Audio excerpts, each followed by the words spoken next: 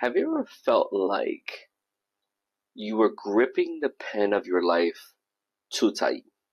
Like, no matter how hard you try to write the perfect story, things just don't go as planned. I've been there, and that's exactly why I wrote At the End of God's Pen. This book wasn't just an idea that popped into my head one day, it was a journey. It was a journey for me of what I would call letting go. You see, for years, I thought I had everything figured out, and I had my plans, my goals, and I work hard to make those things happen. But then, life hits.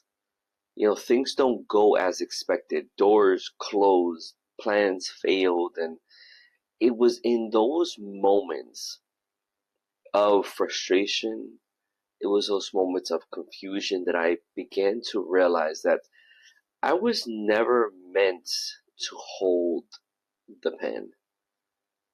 God is the author of my life, and He was always in control, even when I couldn't see it. You see, writing this book for me was a way of processing the truth, of absorbing that truth, and kind of sharing it with the world. I've never, I guess when I think about it, I'll never forget really, those moments in my life where those lessons really hit hard. And even when I was writing this book, I was going through a season of uncertainty. I was questioning my purpose. I was feeling lost, and honestly, I was doubting God's plans for me. And I remember crying out, like, God, what are you doing? Why does it feel like things are just falling apart? Why are they not working? But in that season, I began to see the glimpses of His hand. And through those unexpected conversations, through those quiet moments in prayer, and even through verses like Jeremiah 29:11, and even though I know that's particular to that was specific context, it still resonates with me, that verse. For I know the plans I have for you, declares the Lord, plans to prosper you and not to harm you, plans to give you a hope in the future. And that verse becomes an anchor in a sense. It reminds me that God wasn't just watching my life unfold.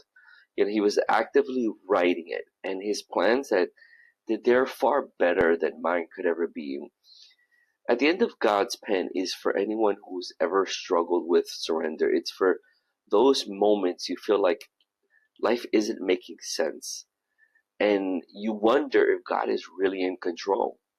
This book is an invitation to reflect on your own story and see the ways that God has been working, even in the messy, in the broken chapters.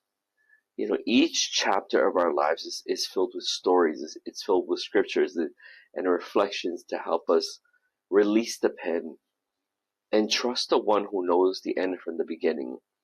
It's not just a book. It's really a conversation about faith, about trust, and the beauty of surrender. And I want to ask you something. When was the last time you stopped to reflect on your own story? Like, can you see God's fingerprint in your life? Even in the hard moments, especially in the hard moments, He's there, and He's writing something beautiful. This book is my way of encouraging you to look at your life through the eyes of faith, to trust that the God who created the universe is also writing your story with love and care.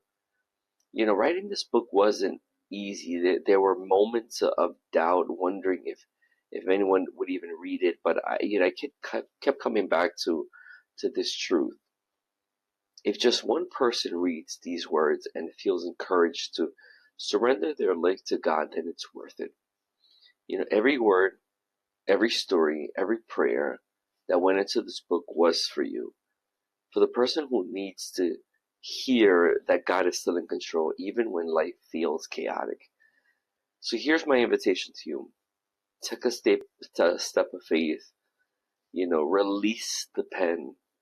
Let God write your story. And if you feel like this book could bless you, or someone I'd love for you to get a copy. It's will be available, and I'll put the description in the notes in the description. But it will be available January 22nd, on Amazon. So I encourage you to be on the lookout for it. And I truly believe that it will encourage your heart. Listen, I appreciate your time, and I appreciate you letting me share this part of my journey with you. Let's trust the author together. God bless you.